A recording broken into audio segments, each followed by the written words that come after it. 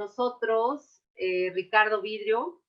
Él nos acompaña, él es consultor y comunicador certificado en el modelo de semiología de la vida cotidiana, maestro en ingeniería de software por la Universidad de Carnegie Mellon, ingeniero en sistemas computacionales por el Instituto Tecnológico de Estudios Superiores de Monterrey, y hoy va a compartir con nosotros este tema que me parece relevante, que me parece importante en cualquier momento de nuestras vidas, que tiene que ver con lo que se denomina o lo que llamamos la cultura del sufrimiento. Más allá de que nos pueda él compartir esta visión, es importante el enfoque que él quiso compartir con nosotros de cómo se conjunta o cómo se genera la dinámica de esta cultura. Y bueno, pues, Ricardo, de verdad me da mucho gusto que hayas querido compartir con nosotros. Está muy gratos aquí. Hay muchas personas mandando saludos, ya los compartiremos al final. La presentación va a ser como siempre lo hemos hecho. Le vamos a dar ahorita la palabra a Ricardo. Él va a iniciar la conversación y posteriormente al final vamos a tener las preguntas, va a responder las preguntas que ustedes tengan o las dudas que ustedes tengan, las dejamos hacia el final, ¿ok? Entonces, Ricardo, adelante, es todo tuyo el panel. Perfecto, muchas gracias. Déjame entonces, voy a compartir la ¿Sí? pantalla. Ahí está. Perfecto, entonces ahí se ve la pantalla. Tu volumen, Ricardo, si nos haces favor, está un poquito bajo. Ok. Ahorita, ajá. Ahí se escucha mejor. Se escucha mejor. Listo, perfecto. Bueno, pues muchísimas gracias a todos. Buenas noches. Un profundo placer poder compartir este momento con todos ustedes. Como lo comentaba Moni, el día de hoy, en esta ocasión, hablaremos acerca de un tema que considero de la mayor importancia, de la mayor relevancia para cada uno de nosotros. Estemos conscientes o no del problema, tiene implicaciones profundas en nuestra vida diaria. Vamos a hablar acerca de la dinámica de la cultura del sufrimiento. Yo creo que para todos es claro que vivimos inmersos en una realidad que percibimos como un mundo muy convulso. A donde quiera que volteamos, en cualquier ámbito de comunicación, nos damos cuenta que hay una lista interminable de problemas de todo tipo, problemas políticos, sociales, económicos, de salud. Vivimos inmersos en un torbellino de la vida cotidiana. Vivimos en un mundo donde la cultura del sufrimiento está profunda y profusamente arraigada en todas las instancias de nuestra vida. Nos habla continuamente del sufrimiento en sus múltiples variantes. Incluso hay quien lo percibe como si fuera un acto ejemplar, como si fuera un acto heroico o un acto humanitario digno de admiración. En el contexto de nuestra vida cotidiana, es decir, en el ámbito de nuestra familia, de nuestra escuela, de la sociedad en la cual nosotros nos desenvolvemos, encontramos la proyección del sufrimiento en todos los ámbitos de la comunicación humana. Encontramos sufrimiento en los poemas, en las novelas, en las obras de teatro, en las pinturas, en las esculturas, en los ensayos, en las óperas, por supuesto, películas, en las letras de las canciones y en todo tipo de creación. Y en todos los medios de comunicación, ya sea televisión, radio, prensa, internet o cualquier otro medio, se repite una y otra vez lo mismo hasta la saturación, hasta dejar el mensaje tatuado en todo ser humano. La vida es sufrimiento. Y esta dinámica que encontramos en todos lados persiste. Todo individuo sufriente va a desdoblar esa vivencia, va a educar para sufrir y ejemplifica con su propia vida. Ese se convierte de hecho en su paradigma de vida. El mensaje se ratifica. La vida es sufrimiento. Todos convencidos, todos contemplándose los unos a los otros. Yo sufro, tú sufres, nosotros sufrimos. Es un nefasto vicio circular de conciencia del que muy pocos van escapando, poco a poco. Muchas veces pensamos que la forma como vivimos nuestra vida cotidiana es lo normal, y nos damos tiempo, y no nos damos tiempo de detenernos y reflexionar un momento. ¿Qué tanto piensas que estás inmerso en esta cultura del sufrimiento? ¿Cuáles son tus emociones negativas más comunes, las más recurrentes? Depresión, angustia, frustración, tristeza, miedo, ira, desolación. ¿Realmente qué tanto te haces responsable de tu vida? ¿Qué tanto te victimizas? ¿Qué tanto te conmiseras? ¿Qué tanto te enojas? ¿Te quejas? ¿Qué tanto descalificas al otro? Cuando estás enfrente de un problema, ¿qué tanto buscas culpables de lo que te sucede? ¿Qué tanto te haces responsable de las consecuencias de tus propias decisiones? ¿Te haces responsable de los problemas con tu pareja, con tus hijos, con tus padres, con tu jefe, con tus colaboradores, con tus clientes, con tus amigos? ¿Qué tan fácil es para ti aceptar lo que la vida te va presentando, lo que la vida te va poniendo enfrente? Divorcios, enfermedades, cambios de trabajo, despidos, matrimonios, si quiero tener hijos, no quiero tener hijos, cambiarte de país. Y ahorita esta crisis sanitaria, ¿no? El COVID-19. ¿Cuál es tu capacidad de respuesta ante estos hechos que la vida te presenta? ¿Cuál es el perímetro de tu conciencia? ¿Alguna vez has experimentado la paz interna? ¿Estás familiarizado con este tipo de emoción? ¿Qué tan profunda es? ¿Cuánto dura? ¿Qué tan sólida o frágil es tu paz interna? Vamos a platicar largo y tendido a lo largo de esta conversación acerca de este tema de la paz interna. En semiología de la vida cotidiana, no existe nadie tan importante en tu vida que valga la pena como para que le permitas que destruya tu paz interna. Tu paz interna es tu mayor tesoro.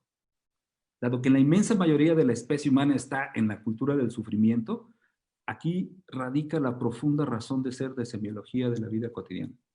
Encontrar una ruta de salida a la cultura del sufrimiento y movernos hacia una cultura precisamente de la paz interna y de ser posible a la cultura de la realización personal. ¿Cuáles son tus culpas? ¿Cuáles son tus rencores más profundos? ¿De qué te culpas? ¿Estás satisfecho con tu vida? ¿A quién le guardas rencor? ¿Por cuánto tiempo has albergado un rencor? ¿Minutos, horas, días, semanas, meses, años, toda tu vida? ¿Cuál es tu capacidad de perdonarte y de perdonar a los demás? ¿Puedes perdonar de manera radical o condicionada? Mientras una persona continúe experimentando culpas y rencores, está inmerso en la cultura del sufrimiento. Desde el coraje sutil porque a uno de tus hijos se le cayó un cubierto en la comida, hasta los más fuertes y evidentes que afectan tu relación con el otro, ¿no? Un problema, una discusión con tu jefe o inclusive con tu pareja. La culpa es una agresión contra ti mismo, mientras que el rencor es la agresión contra los demás. ¿Cuál es la ruta de salida de la cultura del sufrimiento? ¿Cómo podemos movernos hacia esa cultura de la paz interna? Jesús decía, la paz sea contigo, antes que nada. Y en su despedida, mi paz os dejo, mi paz os doy. Yo me voy en paz, te dejo en paz. Así de importante es esta cultura de la paz interna. En el torbellino de la vida cotidiana, la cultura del sufrimiento se va a caracterizar por tres elementos fundamentales. Aquí es donde debemos poner toda nuestra atención en estos tres elementos fundamentales. Podemos encontrarnos en cualquiera de sus tres fases. La primera de ellas, la básica, es la incomunicación. Hay una tremenda incomunicación, primero yo conmigo y luego yo con los demás. Aquí está la gran torre de Babel. La incomunicación es el problema fundamental en la cultura del sufrimiento. Si no puedo comunicarme yo conmigo y si no puedo comunicarme con los demás, estoy en un verdadero problema. El individuo no existe en abstracto, está inmerso en su principio de realidad. Para entender un poquito esto, vamos a cuestionarnos qué es la vida. La vida es la relación que existe entre un individuo y su principio de realidad. La calidad de esa relación va a depender del significado que le asignes a esa relación. Y la calidad de ese significado, en última instancia, va a depender de la calidad de tu comunicación. De tal forma que, en última instancia, la calidad de tu vida está determinada en buena medida por la calidad de tu habilidad para poder comunicarte contigo y con los demás. Como personas, como conciencias, nos vinculamos unos a otros. De acuerdo a Noah Harari, en su libro Sapiens, una breve historia de la humanidad, nos dice con toda claridad que el lenguaje y la comunicación es parte esencial de la evolución de la especie humana como un animal social. Aislarse es contra natura. Si yo no me comunico adecuadamente conmigo, no puedo comunicarme con nadie más.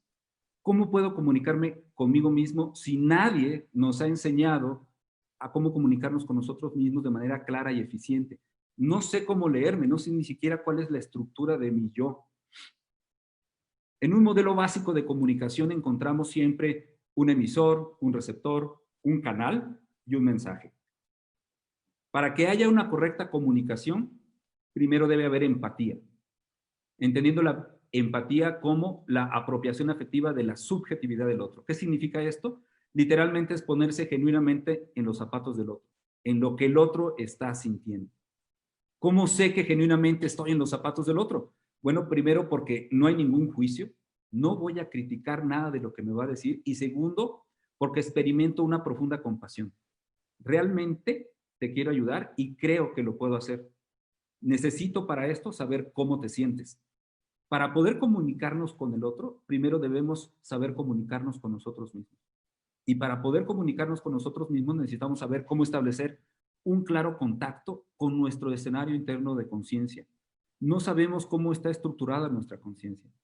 No tenemos idea de que nuestra conciencia es autorreflexiva y que esta característica es lo que nos diferencia de los demás, como especie, nos diferencia de los demás animales.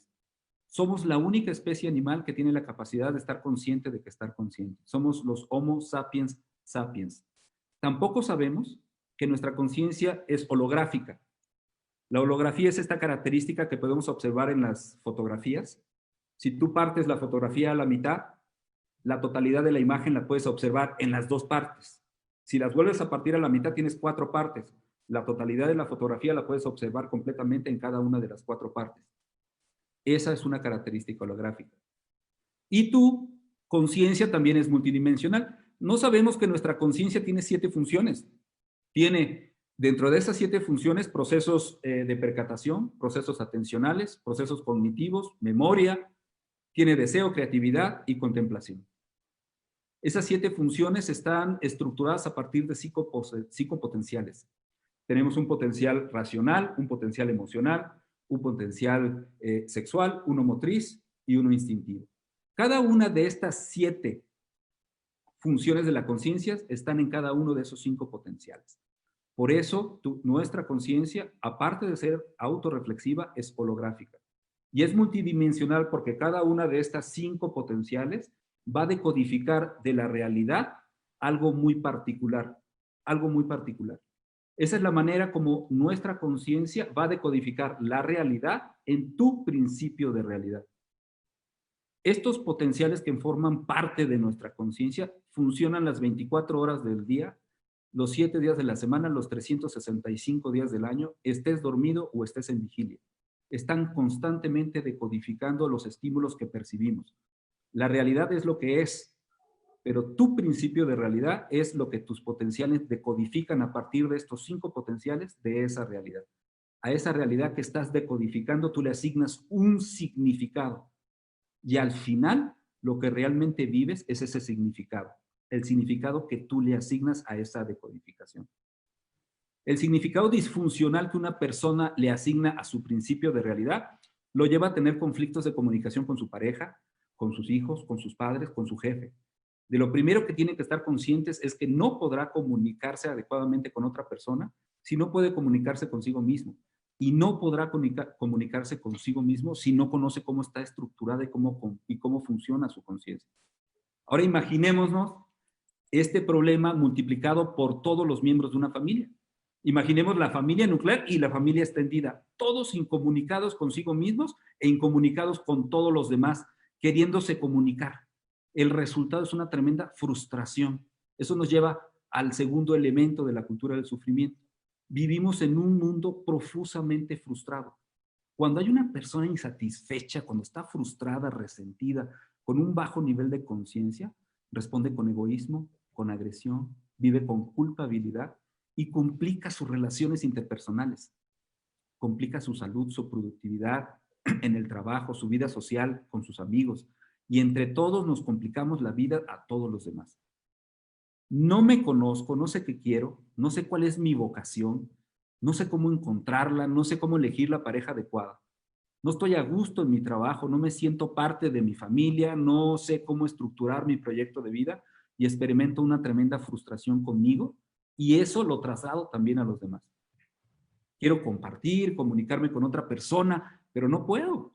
La frustración está en todos los niveles del sistema, en todos los potenciales. La frustración la vivo en mis pensamientos, la vivo en mis emociones, en mis procesos de excitación, en mi capacidad motriz y en mi salud. De la incomunicación deviene la frustración. No estoy viviendo una vida que me satisfaga. No estoy viviendo una vida que me dé felicidad, en la cual yo me sienta pleno. De hecho, aquí viene un punto bien importante, porque yo lo puedo tener todo. Una excelente pareja, una gran familia, un trabajo de ensueño, libertad financiera, casas, yates, todo lo que ustedes quieran. Sin embargo, al final del día experimento un gran vacío interno que vivo a través de dos emociones claramente identificables. A pesar de que lo tengo todo, yo todos los días experimento una angustia existencial y un tremendo desamparo. La angustia existencial porque no sé quién soy y no tengo claro qué es lo que quiero. Lo que sí tengo claro es que todo eso, la libertad financiera, las casas, el yate y todo lo demás, no es suficiente. Y desamparo porque no me siento arraigado a nada, no siento que pertenezca a ningún lugar, no siento que pueda dar frutos, ni siquiera me siento arraigado a mi pareja ni a mi familia. Hay un caso que para mí es muy paradigmático, de un chef famosísimo de nombre Anthony Bourdain. Un chef famoso por realizaba programas de viajes cuyo punto común era el acercamiento a la sociedad y a la cultura a través de la gastronomía. Bourdain realizó programas en Food Network, Travel Channel y CNN. El último fue en CNN. CNN tenía un problema de rating muy grave, tomaron una decisión arriesgada, deciden contratarlo y fue un hitazo. Ayudó a sacar de un problema de ratings a la cadena CNN y fue un tremendo éxito. Es autor de varios libros reconocidos como los más vendidos por el New York Times, ganador de 6 premios Emmy. Bueno, Anthony Bourdain fue encontrado muerto, ahorcado durante una grabación de su programa Parts Unknown en un hotel de Francia. Al inicio todo el mundo pensaba, ¿sabes qué? Fue un problema de drogas. Sin embargo, el examen toxicológico salió limpio. No fue un problema de drogas. Cuando uno de los reporteros le pregunta a su madre qué le parecía qué pensaba al respecto de este evento, su madre, confundida y consternada, alcanzaba a decir que no lo entendía. No entendía lo que había pasado. Decía, mi hijo lo tenía todo. Era famoso, tenía una familia, tenía una esposa ejemplar, una hija, era reconocido, el dinero no era problema. Sin embargo, se suicidó. Tenemos que encontrarle sentido a todo esto, ¿no? ¿Por qué? Porque a pesar de que lo tengo todo, no sé quién soy y no sé qué quiero, porque no me conozco. Tengo una indefinición interna profunda que me genera problemas de comunicación conmigo mismo y en consecuencia esto deriva en una tremenda frustración. Sin embargo, tengo que sobrevivir y para poder transitar por esta frustración surge la necesidad de querer cambiar a todos los demás. Y entonces me meto en la bronca de querer controlar a todo el mundo. Todos los que hemos intentado controlar todo, tarde o temprano nos damos cuenta que esa es una labor titánica e imposible. En consecuencia, esto nos va a llevar a la máxima expresión de impotencia y en consecuencia te conduce a la violencia. Y la violencia es el tercer elemento de la cultura del sufrimiento. La violencia inicia conmigo mismo y la puedes identificar claramente en el sentimiento de culpa. También tenemos la violencia con el otro, ese es el rencor. Tengo culpa como rencor, perdón, tanto la culpa como el rencor son dos formas de autoagresión. Me doy cuenta que no he sido capaz de crear una vida que me satisfaga, entonces pues empiezo a experimentar toda la culpabilidad de no sentirme realizado, de no vivir la vida que deseo. Esto me lleva a los rencores, a mostrar violencia hacia los demás mi frustración la proyecto en todos los ámbitos de mi proyecto de vida a través de la comunicación, y de repente mi comunicación se caracteriza por el sarcasmo, por la ironía, por la crítica, por la queja, hasta que llega un punto en que la gente no quiere platicar conmigo porque nomás cada vez que se acercan conmigo, pues no dejo de criticar y de quejarme. En la cultura del sufrimiento también impera la competencia. Tú tienes que ganar, tú tienes que ser el número uno. Y en ese contexto, pues todo el mundo quiere ser el guapo de la película, la princesa de la fiesta. ¿Y cómo consigo eso? Ganando el primer lugar. Ganar es una forma de autoafirmarme ante los demás como consecuencia de mi vacío interno. No comprendemos que la cultura del apoyo se va a dar solamente a través de la cultura de la paz interna. Yo te apoyo. Vamos adelante, voy contigo, vamos en colaboración. No estoy para ganarte, estoy para apoyarte, estoy para servirte. Es el sentido de realización a través de una genuina actitud de servicio. La cultura del sufrimiento me va a llevar a la huida de mí mismo, me va a llevar a la huida de mi propio ser. Las personas en el torbellino de la vida, en la cultura del sufrimiento, huyen de su propia vida, porque lo que encuentran de su propio ser es sufrimiento, incomunicación, frustración y un montón de violencia. En consecuencia, me aplico en la huida. La huida extrema, ya lo vimos como en el caso de Anthony Bourdain, es el suicidio. Tanto tiempo, décadas, años dedicándolo a conseguir cosas que supuestamente me iban a dar la felicidad, para al final darme cuenta que eso no iba en la dirección de mi plenitud ni de mi realización personal. Y lo único que al final del día le da sentido a mi vida es quitarme la vida. La huida se da a través de conductas compulsivas. Compulsivas porque no tienes control sobre ellas y porque se van a repetir a pesar de ti. Es como el alcohólico que no reconoce que es alcohólico y dice que en cualquier momento lo puede dejar. Lo mismo sucede con las conductas compulsivas. Vamos a convencernos a nosotros mismos de que en cualquier momento las podemos dejar y no es así. Se van a repetir a pesar de ti. Son estas conductas compulsivas paliativos a ese vacío, producto de una conciencia escindida. Ya vimos que una conciencia escindida nos va a generar un vacío interno y que dicho vacío va a crear dos emociones bien características: angustia existencial y desamparo. Esa conciencia escindida, en semiología de la vida cotidiana, le denominamos huella de abandono. La huella de abandono es la conciencia dividida. Ya no tenemos un yo integrado, ya no puedo proyectarme en armonía hacia afuera. Estoy partido en mi proyecto de vida. Las conductas compulsivas la vamos a distinguir a través de estos ejes fundamentales: sexo, poder, dinero, fama y sensaciones. Estos ejes son imanes que te van a mantener apegado al torbellino de la vida, te mantienen inmensos en la cultura del sufrimiento. Todos estos ejes van a reverberar hacia un eje central, el enamoramiento. Las personas van a terminar enamoradas, apegadas al sexo, al poder, al dinero, la fama y a las sensaciones. Es importante en este punto recalcar que la huella de abandono, a manera de analogía, es como un hoyo negro. Nunca nada es suficiente y siempre quiere más. Y esa es la característica que estas conductas compulsivas generan, un apego a través de la adicción. Finalmente me voy a apegar y voy a crear una adicción al sexo, voy a crear una adicción al dinero, al poder, a la fama y a las sensaciones. Porque cuando la huella de abandono está escindida, cuando yo experimento esa angustia existencial y ese desamparo, es un alarido de dolor. Es tan fuerte, es esa sensación de que te falta el aire, que te falta el oxígeno, que te tienes que parar porque necesitas caminar, algo grave está pasando, sientes que se te va a detener el corazón. Y para no estar viviendo esa emoción, prefieres llenar ese vacío con alguno de estos ejes, con alguno de estos elementos. Y como es adictivo, cada vez vas a necesitar más sexo, cada vez vas a necesitar más dinero, cada vez vas a necesitar más poder y más fama, y nunca va a ser suficiente.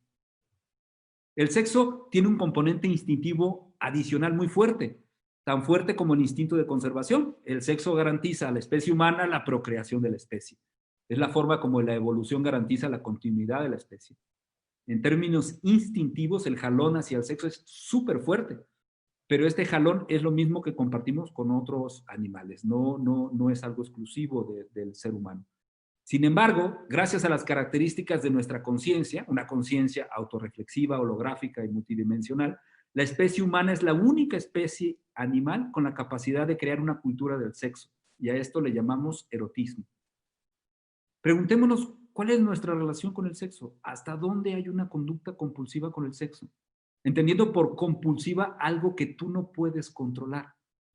Hay personas que tienen la fortuna de haber encontrado a su media naranja, a su amor ideal, pero resulta que tienen un apego al sexo porque no han resuelto su huella de abandono.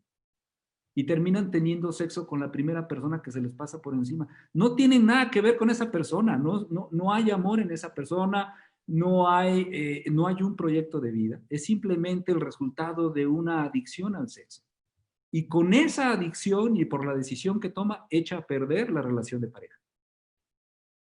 ¿Qué ocurre cuando el sexo se convierte en un apego? Bueno, se convierte en un vicio, se convierte en algo que no puedes controlar, en algo que se va a repetir a pesar tuyo. Se convierte en un erotismo involutivo, en una relación tremendamente impersonal. Es pornografía. La inmensa mayoría de las personas van a tener temas pendientes con este primer eje fundamental, con el sexo. En cuanto al poder, con el poder expresamos nuestra capacidad de control, de ganar, de imponer nuestros criterios. El poder lo vamos a manifestar a través del control, que es lo que le da sentido a nuestra vida. ¿Quién soy? Soy la persona que ejerce el poder. Como tengo una angustia existencial y no sé quién soy, me voy a identificar a través del poder. ¿Cómo impones tu poder en tu vida personal? Con tus hijos, con tus empleados, con tu pareja. ¿Cómo manifiestas tu necesidad de control? ¿Manipulas? ¿Amenazas? ¿Te violentas? ¿Gritas? El poder tiene un gran sentido cuando está al servicio de los demás. Esa es la razón de ser del poder. De hecho, como ciudadanos, pues otorgamos a través de procesos democráticos el poder a un grupo de personas para que ejerzan dicho poder y que nos procuren salud, seguridad y educación. Ese grupo de personas ponen su poder al servicio de los ciudadanos. Pero cuando el poder no está al servicio de los demás, se convierte en abuso, en imposición, en autoritarismo. Abraham Lincoln decía, casi todos podemos soportar cualquier tipo de adversidad, pero si quieres poner a prueba de verdad el carácter de un hombre, dale poder. Si quieres conocer a alguien, dale tantito poder. Y se le va a salir el chamuco. Dinero. Hay personas que dedican más del 90% de su tiempo productivo a generar dinero. Y aunque llegan a acumular grandes cantidades, nunca es suficiente. Siempre quieren más. Pregúntate, ¿cuál es tu relación con el dinero? ¿Cómo está el apego hacia el dinero? ¿En qué se ha convertido? ¿Generosidad compartida? ¿Codicia? ¿Avaricia? ¿Miedo? La compulsión viene en dos vías. Hay gente que sufre su abundancia por miedo a perder su dinero. No lo disfruta, lo sufre y se vuelve víctima de su propio éxito económico. Hay gente que sufre su carencia porque durante su infancia experimentó carencias en su casa y le tiene miedo a la pobreza. En ambos casos terminas convirtiéndote en esclavo de tu dinero. Hay personas cuyo único sentido de vida es la generación de dinero. Le invierten años de su vida a lograrlo y cuando finalmente lo logran se dan cuenta que experimentan un gran vacío existencial.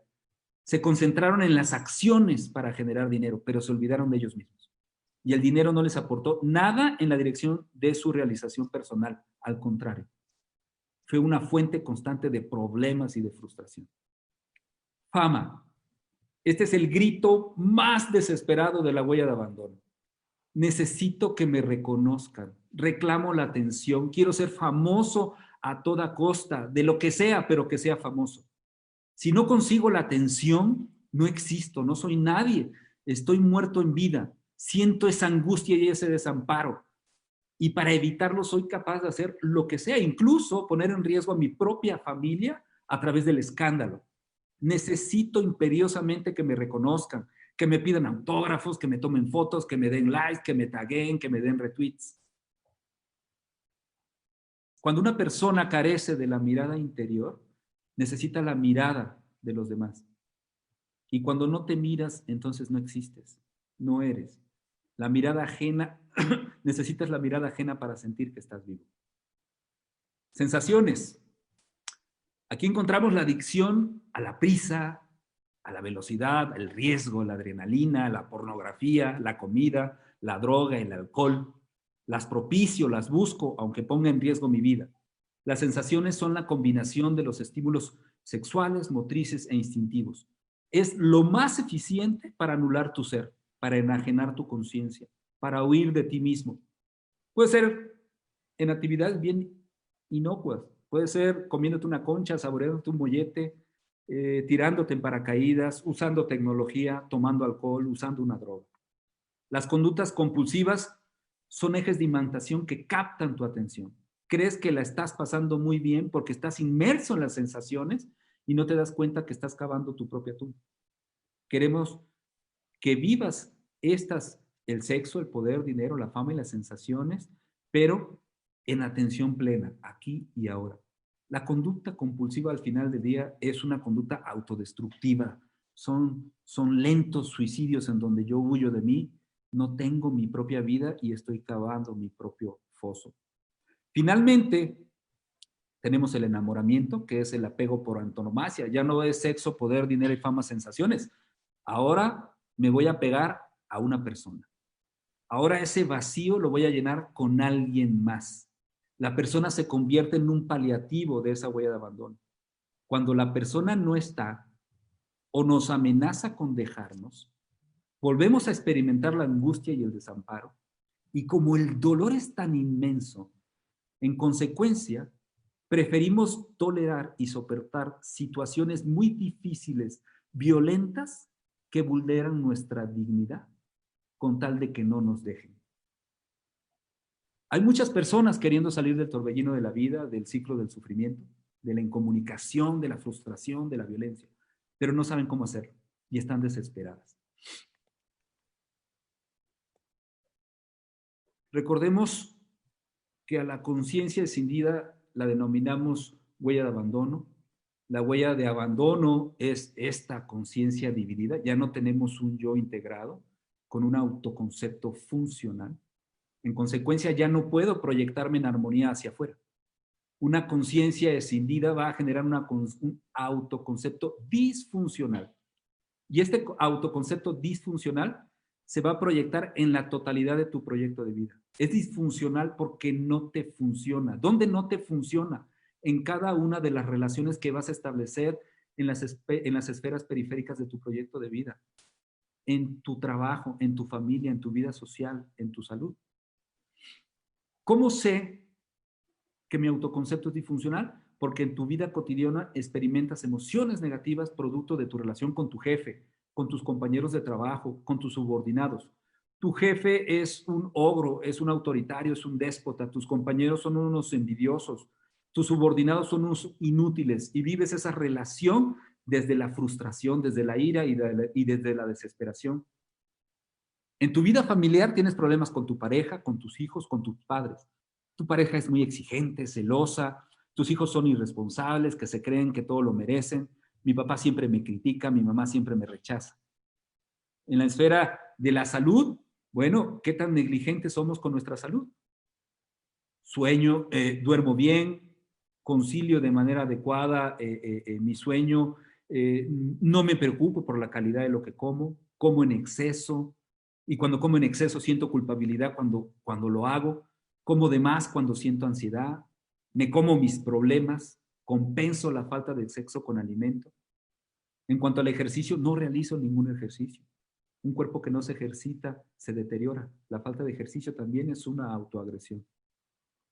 Si a través de este autoconcepto tú elaboraste la percepción de que el ejercicio no es para mí, de que comer sano es muy complicado, de que mi jefe es una persona autoritaria, entonces, desde ese significado que tú estás creando, que tú le estás asignando a tu principio de realidad, desde ese significado vas a vivir cada una de esas relaciones. Vas a experimentar emociones negativas y te vas a ir directamente al ciclo del sufrimiento. Una vez ya en el ciclo del sufrimiento, tu autoconcepto para autoafirmarte, para sobrellevar el torbellino de la vida cotidiana, va a ser algo fundamental. Se va a conceder la razón de sus percepciones y entonces se va a dar permiso de victimizarse, de enojarse, de gritar, de juzgar, de reclamar, de criticar. Yo estoy bien, tú estás mal. Su objetivo va a ser evadir la responsabilidad de su vida y echarle esa responsabilidad a alguien más, a quien se le atravese, su jefe, su madre, su hijo, el chofer de Uber, a alguien excepto yo. La huella de abandono configura la conciencia escindida y produce este vacío interno. Cuando el vínculo, cuando la relación con el principio de realidad se lleva a cabo desde esa conciencia escindida, se produce la más tremenda incomunicación tú contigo y tú con todos los demás. Y esa es la base. A partir de ahí viene la frustración y la violencia. Cuando yo estoy separado de mí, se genera ese vacío interno y recordemos que ese vacío interno va a generar angustia y va a generar desamparos. La raíz profunda del torbellino de la vida y de la cultura del sufrimiento es la huella de abandono, la conciencia escindida que genera un vacío interno y que el primer impulso va a ser colmar ese vacío con algo que está allá afuera. Lo quiero llenar con lo que sea y esto me lleva a las conductas compulsivas y al apego. De hecho, por eso nosotros vivimos un consumismo exacerbado. Estamos constantemente expuestos a la mercadotecnia, en donde nos dicen que cada vez que tú compres y adquieras algo, vas a alcanzar la felicidad. Y le invertimos horas de trabajo para conseguir el dinero para poder comprarnos cosas que muchas veces no necesitamos y que al final del día nos damos cuenta que no resuelven en nada ese vacío interno. No hay ni una sola persona que se escape a la huella de abandono. Todos tenemos una huella de abandono.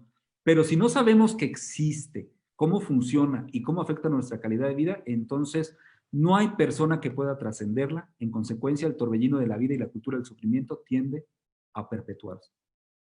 El punto de partida para poder trascender la huella de abandono es a través de tus compromisos. El primer compromiso que debes establecer es contigo mismo. Tienes que darte cuenta de que vives inmerso en ese ciclo del sufrimiento y que a partir de tu experiencia de incomunicación, de frustración y de violencia, deben de nacer de ti el deseo, el anhelo de plenitud de ser, la posibilidad de vivir de manera diferente, la posibilidad de mejorar la calidad de tu vida. Y a partir de ese punto, buscas las formas de estructurar tu proyecto de vida en esa dirección. Para salir del torbellino de la vida y de la cultura del sufrimiento, Semiología de la Vida Cotidiana propone una ruta de salida a través de un modelo educativo que permite acceder al conocimiento de uno mismo. El objetivo de este modelo educativo es poner a la persona al centro de dicho modelo, ya que el único que no ha estado presente en su propio proceso educativo eres tú. A través de este modelo educativo, la persona se conoce mejor, transforma su conciencia, su autoconcepto y eleva la calidad de su vida. Es un sistema donde tú te vas a estudiar a ti dentro del contexto de tu vida diaria. Tú eres tu propio elemento de estudio. Tú descubres quién eres y qué quieres. ¿Qué es Semiología de la Vida Cotidiana? Es un sistema paralelo de educación permanente orientado al desarrollo de la conciencia para elevar la calidad de vida de las personas, las parejas, las familias, las empresas y las instituciones, tanto públicas como privadas, incidiendo de esta manera en la reformulación del tejido social. Este modelo educativo propuesto es paralelo porque está diseñado para coexistir con los sistemas educativos actuales, no pretende sustituir a ninguno de ellos, y es permanente porque si el proceso educativo no es permanente, entonces la persona detiene su proceso evolutivo y empieza a involucionar. El desarrollo personal no es como una vacuna, no es como una meta alcanzada, es un constante caminar.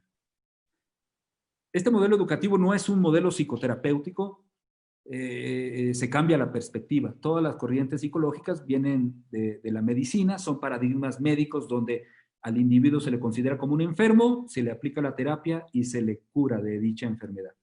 En la consultoría de semiología aplicamos un modelo educativo, educamos a las personas, las educamos en su conciencia, en su autoconcepto. Todo el modelo de consultoría está enganchado a ese autoconcepto. Transformamos tu autoconcepto para transformar tu conciencia. que sea autoconcepto, en lugar de que esté disfuncional, sea funcional. Nadie puede transformar el nivel de conciencia de nadie más. Lo que hacemos es educar, es crear las condiciones propicias para que cada quien transforme su propio nivel de conciencia, tu autoconcepto, para que tengas una mayor capacidad de respuesta frente al principio de realidad y eleves tu calidad de vida. El modelo de semiología de la vida cotidiana fue creado por el doctor Alfonso Ruiz Soto hace más de 35 años. La idea original surge durante su estudio de doctorado en la Universidad de Oxford, en medio de seminarios, conferencias y ensayos literarios. Ahí evaluó la posibilidad de poder aplicar las metodologías que él utilizaba para decodificar textos, poetas y novelas, para decodificar personas en medio de su vida cotidiana. Es la vida introyectada como una novela y entonces están los personajes principales, los actantes, sus funciones, y se da cuenta de que esto puede funcionar y empieza a crear a partir de esa idea original un montón de herramientas, modelos, estructuras y sistemas que dan lugar a semiología de la vida cotidiana. La hipótesis central de semiología establece que el origen de todos nuestros males radica en la ignorancia de nosotros mismos. Estamos inmersos en el torbellino de la vida y su cultura del sufrimiento, no porque estemos enfermos, no porque necesitamos una cura. Estamos inmersos en la cultura del sufrimiento porque no nos conocemos. Si las personas se conocieran, sabrían que tenemos una huella de abandono, que genera un vacío interno y que dicho vacío da lugar a conductas compulsivas y que las consecuencias de esas conductas compulsivas es el pase directo a la cultura del sufrimiento. Si las personas se conocieran, tendrían los elementos, las herramientas necesarias para saber cómo trascender esa huella y buscarían cómo estructurar un proyecto de vida para alcanzar esa paz interna. ¿Por qué la paz interna es tan importante? Porque es la emoción fundamental sobre la cual se estructura un proyecto de vida orientado a lograr tu felicidad.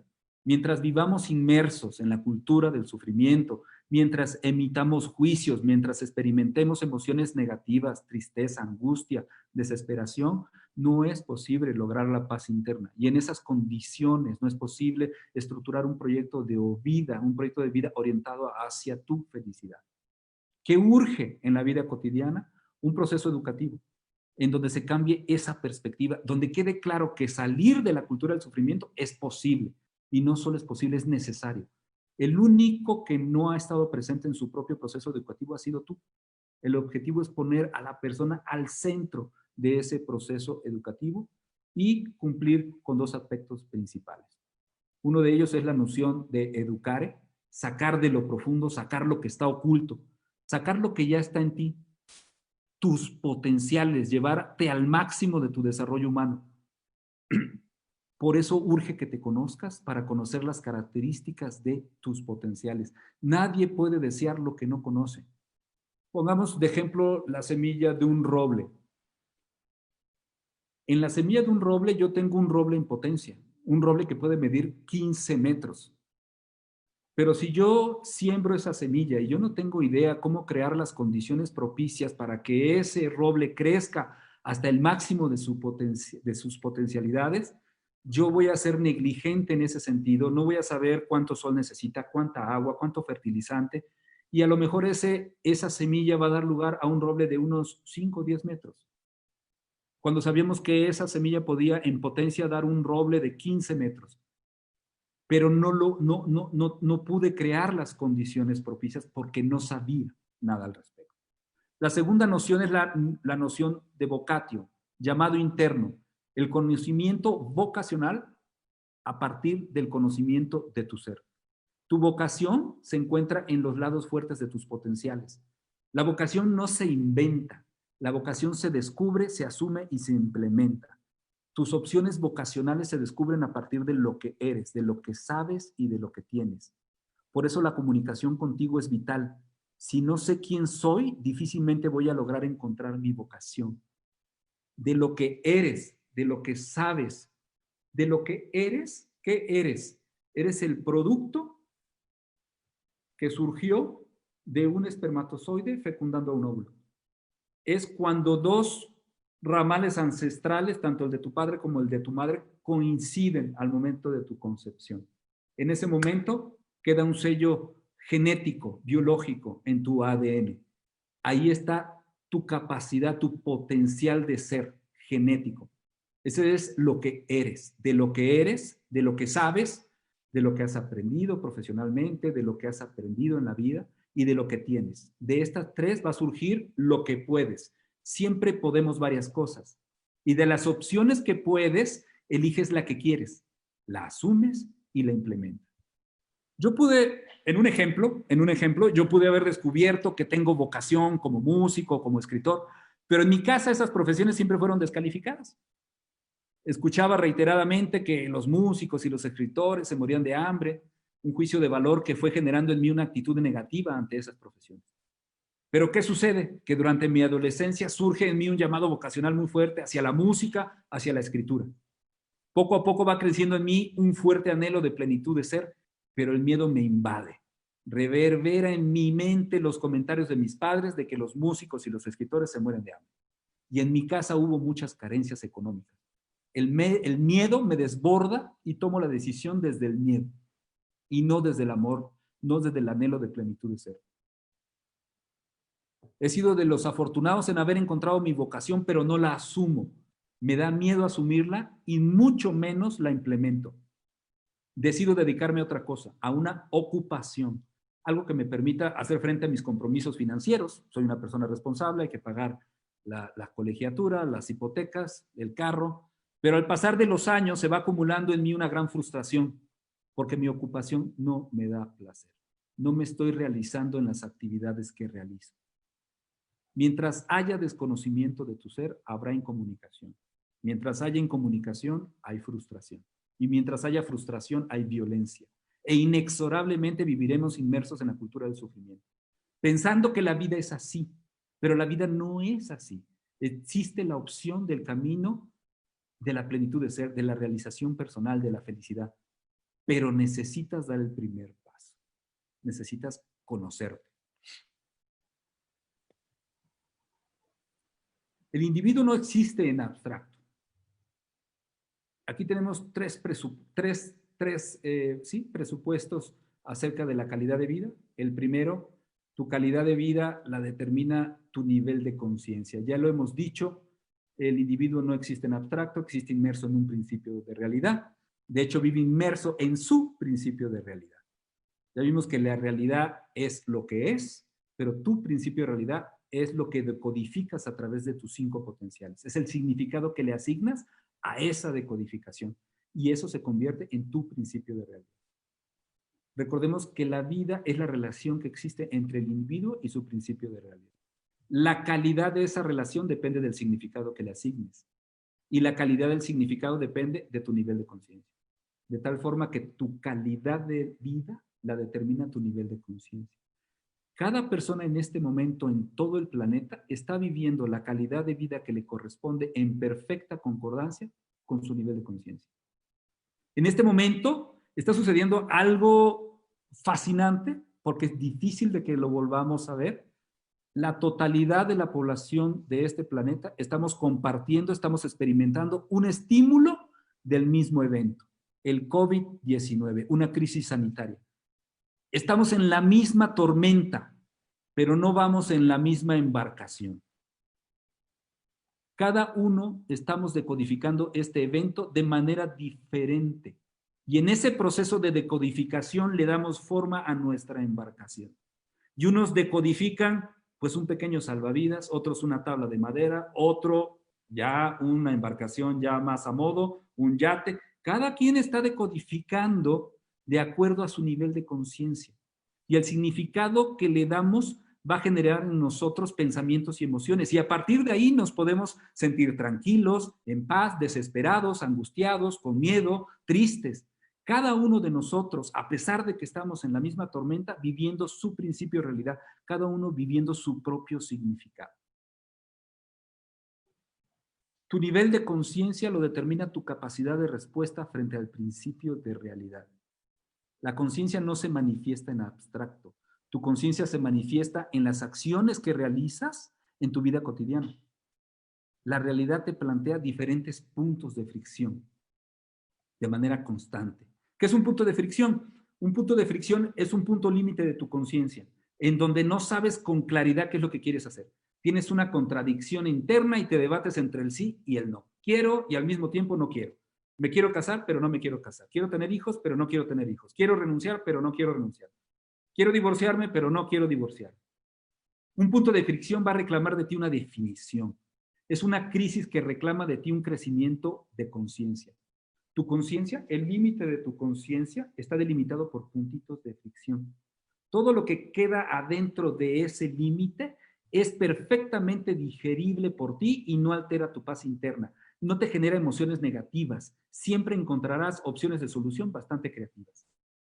Todo lo que queda fuera de ese límite no lo puedes digerir. Te genera una contradicción interna. Viene el juicio de valor, pierdo la distancia crítica del yo que está decodificando y la realidad que estoy observando. Hay una confusión de identidades. Me subordino emocionalmente al problema y lo convierto en una problemática.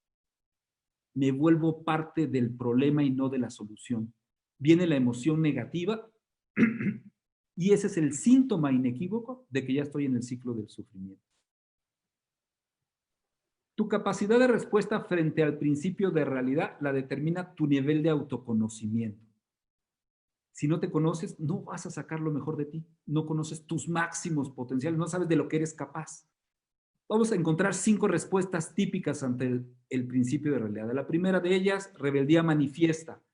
Muestro claramente mi inconformidad. Esto lo pueden ver en sus relaciones interpersonales. Muestro claramente una inconformidad, lo muestro con acciones, con hechos. Es evidente que estoy molesto, lo externalizo y me opongo. Y voy a hacer lo que sea para que no ocurra. Ejemplo, uno de mis hijos se quiere ir a estudiar fuera, a otro país. Me opongo y voy a hacer lo necesario para que no ocurra. Rechazo interno, segunda forma de responder. Hay una inconformidad, pero no la manifiesto externamente, no es visible. Tu inconformidad la vives por dentro. Literalmente te tragas tu inconformidad, tragamos sapo y vivimos nuestras emociones negativas con pasividad. ¿Qué pasa con tu hijo? Dejas que se vaya a estudiar fuera, pero no lo visitas, no le escribes. Hay un rechazo evidente. Tercer respuesta, resignación pasiva. Hay inconformidad, pero no estás consciente de ella. Tú crees que todo está bien, crees que te estás adaptando a la situación, pero no ves la resignación. Cuando te das cuenta, se va a transformar o en rebeldía manifiesta o en rechazo interno. No te gusta que se vaya a estudiar fuera, pero no lo rechaces, no te opones, fluyes pensando que te estás adaptando. Cuarta forma de responder, aceptación plena. Tengo claro que la realidad es como es, pero que la vida es lo que significa y que yo soy el único responsable del significado que le doy a lo que la vida me plantea, a lo que me sucede en mi vida cotidiana. Vivo mi interpretación de la realidad, vivo mi versión significativa de la realidad. Esto está ya vinculado a la cultura de la paz interna. ¿Qué pasa con mi hijo que se quiere ir a estudiar fuera? Acepto que se vaya. Vemos qué pasa y lo que pase está bien. Me olvido del por qué y me pregunto el para qué. Aquí es un detalle súper importante. Me olvido del por qué. Cuando yo me pregunto el por qué, me pongo en una situación de víctima. Pobrecito de mí, yo que soy tan buen padre y mi hijo adorado decide irse a estudiar fuera. La pregunta correcta es el para qué. ¿Qué es lo que tengo que aprender de esta experiencia? ¿Qué es lo que esta experiencia me aporta en mi desarrollo personal? Quinta respuesta al principio de realidad, transformación creativa. Sin aceptación plena no hay transformación creativa. Si nos equivocamos y creemos que estamos en la transformación creativa, sin una aceptación plena se va a transformar en rebeldía manifiesta. Esto ya está vinculado a la cultura de la realización personal. Este tipo de respuesta te va a dar la posibilidad de transformar tu vida. Los 3 primeros, rebeldía manifiesta, rechazo interno, resignación pasiva, están en la cultura del sufrimiento. El objetivo de semiología es ofrecerte la posibilidad de otra calidad de vida. Pero para esto debes desarrollar tu conciencia. Y para desarrollar tu conciencia debes conocer tu ser, te debes conocer a ti mismo. En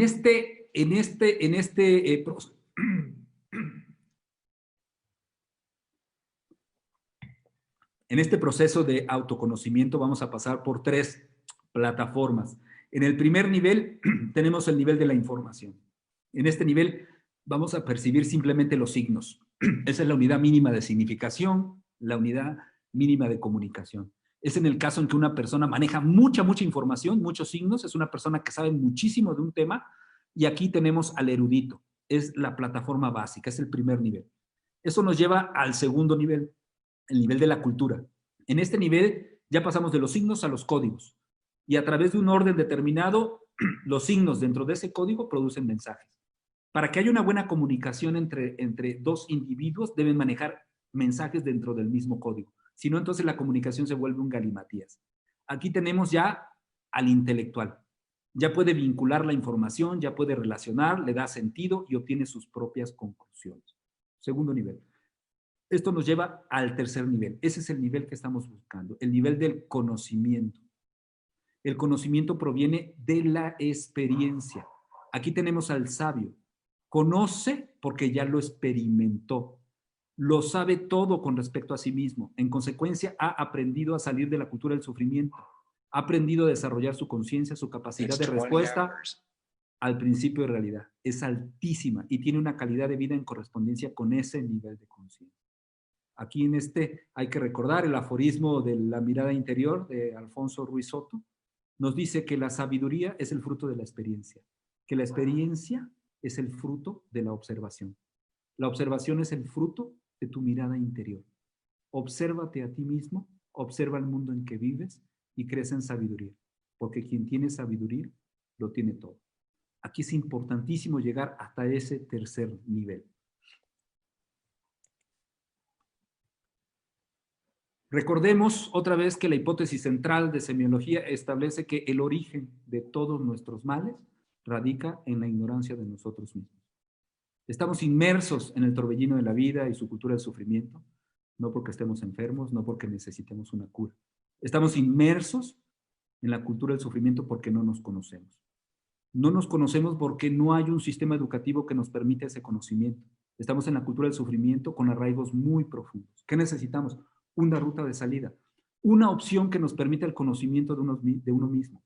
Es la puerta de acceso al desarrollo de nuestra conciencia, a una mejor calidad de vida, a una mayor calidad en nuestras relaciones interpersonales, a la resolución de tu vida personal, a la posibilidad de estructurar un proyecto de vida orientado hacia tu realización personal, hacia tu plenitud, hacia tu felicidad. Si no hay un adecuado conocimiento de ti, no lo vas a poder hacer, es imposible. Si la persona no sabe y no se conoce, no puede hacerlo. La ruta de salida es la misma para todos. Cada quien debe conocerse a sí mismo, pero cada ser es una singularidad cósmica. Nunca habrá dos principios de realidades iguales. Cada quien en su propio proceso de desarrollo de conciencia, cada quien a su ritmo. El anhelo de plenitud de ser debe vibrar con esta información. La posibilidad de poder convertirte en una mejor versión de ti mismo debe de resonar en lo más profundo de tu ser. Nunca, nunca te vas a confundir. Esta es la puerta de salida. Finalmente, tenemos el esquema maestro de semiología de la vida cotidiana. En este esquema se encuentra contenida la totalidad del modelo educativo. El yo al centro de su proyecto de vida, interactuando a través de su autoconcepto con cada una de sus esferas periféricas. El yo decodificando la realidad a través de sus potenciales, creando su principio de realidad y asignándole un significado, viviendo el significado y no el hecho en sí. Las personas que logran la paz interna en ejercicio de su vocación estructuran un proyecto de vida orientado hacia la armonía y hacia la plenitud de su ser, hacia la felicidad. Un proyecto de vida así está encaminado a generar la mejor versión de ellos mismos, independientemente de las circunstancias. El paraíso no es un lugar con una serie de circunstancias, es una persona con una serie de actitudes. ¿Actitudes hacia qué? Hacia lo que la vida te va presentando. Independientemente de lo que la vida te ponga enfrente, tú debes de responder con una alta capacidad de respuesta frente al principio de realidad. Estas personas que logran hacer esto, estructurar su proyecto de vida en esta dirección, se convierten en faros de luz en medio de la oscuridad. Una luz que les permite a otros ver que la salida del ciclo de sufrimiento es posible. Estas personas crean las condiciones propicias para el desarrollo de conciencia de otros individuos. Las personas están en una mejor posición de reestructurar su proyecto de vida. de orientarlo hacia su plenitud, hacia su felicidad, hacia su paz interna. Y con esto, elevar significativamente su calidad de vida. En semiología tú te estudias a ti mismo, te transformas tu ser, transformas tu vida. Recordemos que un proyecto de vida se construye sobre una emoción fundamental, la paz interna, y se estructura con base a tu vocación. La vocación no se inventa, se descubre, se asume y se implementa. La vocación se descubre a partir de lo que eres, de lo que sabes y de lo que tienes. De estas tres surge lo que puedes. Siempre puedes varias cosas y de lo que puedes escoges lo que quieres. Y eso nos lleva a la definición. El proyecto de vida es la construcción de un puente que me permite llegar a donde quiero llegar para ser lo que quiero ser. Muchísimas gracias. Ricardo, qué gusto que puedas compartir con nosotros toda esta información. Sí, aquí hay una serie de comentarios y de preguntas. Adelante. Sí, que me parece bastante interesante. Aida comentaba, lo dejó como un comentario, pero pienso que hay algo que podrías regresarle como respuesta, que a veces es difícil decir lo que realmente siente porque puede esto hacer sentir mal al otro o crear un conflicto si ella se expresa. ¿Qué comentario le harías a Aida? Híjole, ese es un comentario súper interesante porque cuando tú estás consciente de que lo que vas a decir puede ocasionar un problema, tienes que estar consciente del nivel de conciencia de la persona que va a recibir la información. Es tu corresponsabilidad. Si la información que le vas a proveer la va a desquiciar, no es que no lo digas, entonces tienes que ser más creativo y pensar con mucha precisión cuál es el momento, cuál es el contexto, cuáles son las palabras, cuál es el mensaje, cómo lo voy a acoplar a su nivel de conciencia, qué contexto debo crear para poder transmitir el mensaje y que cause la menor incomodidad. Si tengo que transitar por ese mensaje, lo voy a tener que hacer, lo voy a tener que hacer. Y si de eso dependen una serie de decisiones que son sumamente importantes, entonces no tengo opción, lo voy a tener que decir, pero sí es mi corresponsabilidad hacerlo de la manera más creativa para que la comunicación se pueda dar y eso no se vaya a convertir en una discusión. Así es. Ok, Aida, espero que haya sido una buena respuesta para ti. Nancy nos preguntaba también, como estoy leyendo las preguntas, como fueron apareciendo a lo largo de la sesión, pregunta Nancy, ¿cómo se puede ayudar a alguien con estas conductas? Me supongo que se está refiriendo a las conductas compulsivas. Buenísima pregunta también. A ver, alguien que está en una conducta compulsiva, muchas veces, pues precisamente está en esa conducta compulsiva, incluso piensa que la tiene bajo control, porque no se da cuenta que está en un círculo vicioso, está en una adicción que se va a repetir a pesar de él. Muchas veces, desafortunadamente, tú no puedes ayudar a alguien que está en una conducta compulsiva a menos que te pida ayuda. Te pide ayuda porque ya tocó fondo. Muchas veces las personas adictas necesitan tocar fondo y alzar la mano para poderlos ayudar. Ayudar a alguien antes de tiempo, antes de que toque fondo, puede resultar contraproducente. A veces se necesita que ellos mismos sean los que pidan ayuda para que le den el valor en su justo medio a la ayuda que se les va a proporcionar. Si se les da antes de tiempo, fuera de tiempo, no lo van a apreciar, lo van a sentir como una agresión. No sé si han visto estos programas que se les llama intervención familiar o algo así. Cuando no llega en el momento adecuado, causa todo el efecto contrario. Ok. Yolanda nos comenta, súper oportuna toda esta información, justo estoy pasando un punto de fricción.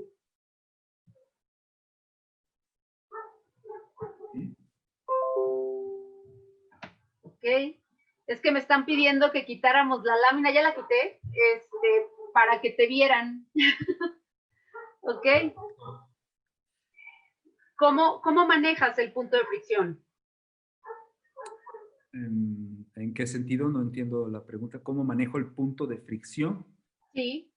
A ver, decíamos que el punto de fricción, lo que te está, cuando a ti se te presenta un punto de fricción, el punto de fricción está cuestionando tu conciencia. Si la está cuestionando y tú no sabes qué decidir, estás en una indefinición, en un conflicto interno, lo más probable es que no puedas digerir el problema que tienes enfrente. Esto hay que tomárselo en cámara lenta. Aquí hay que analizar con mucha pertinencia y con el tiempo suficiente tanto el sí como el no. Me quiero cambiar de trabajo, me quiero divorciar. Oye, a ver, analicemos el sí. ¿Por qué sí? ¿Cuáles son las consecuencias? ¿Por qué no? ¿Cuáles son las consecuencias? Aquí lo importante es que una vez que tú analizaste y una vez que te decantas sobre el sí o sobre el no, tú tienes que asumir la responsabilidad de tus decisiones. Es decir, tú eres el responsable de la decisión, de la acción que estás tomando. Ya no se va a valer que una vez tomada la decisión, yo me ponga en la situación de víctima y pobrecito de mí y yo que tanto lo quería y yo que tan buen chico fui y tan buen empleado que fui y entonces lo que estoy buscando es victimizarse para echarle la responsabilidad de mi decisión a alguien más. Estoy buscando a alguien a quien pasarle la factura porque al final no me gustó lo que sucedió con mi decisión. Entonces depende mucho qué punto de fricción, pero el punto de fricción lo que te pide es definirte. Está para ahí para cuestionarte. Y eso implica una crisis y crisis implica un crecimiento de conciencia. Efectivamente. Y bueno, aquí alguien más preguntaba que si va a haber algún curso o algún taller con respecto a esto. Y yo aprovecho para decirles que sí, estamos preparando justo un taller en línea. Esa va a ser la oferta. Estamos terminando de definir los tiempos, las sesiones, los horarios, pero les vamos a hacer una propuesta. Todo esto se lo vamos a dejar aquí en la página de Comprendere para que las personas que han estado preguntando y que estén interesadas puedan tomar una opción, puedan tomar la opción. Sí, lo estamos preparando. La respuesta es sí. Y bueno, tienen muchos saludos. Te saludan de Chile, de Pachuca, de Veracruz, gracias. De Argentina, que muchísimas gracias, que el tema muy interesante, que muy oportuna la información. Entonces, bueno, si aquí ya no hubiera más preguntas, ya no estoy leyendo más preguntas, muchos saludos.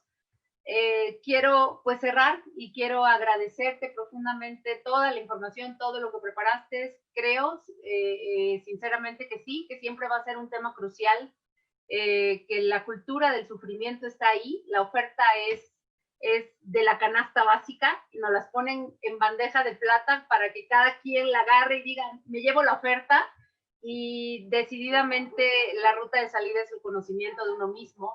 Que a lo mejor pudiera parecer un trabajo más arduo. Yo siempre digo que abrir esa cajita de Pandora requiere valentía, pero también estoy convencida de que genuinamente es la ruta de salida. Entonces, gracias por ponerlo aquí sobre la mesa, gracias por la claridad.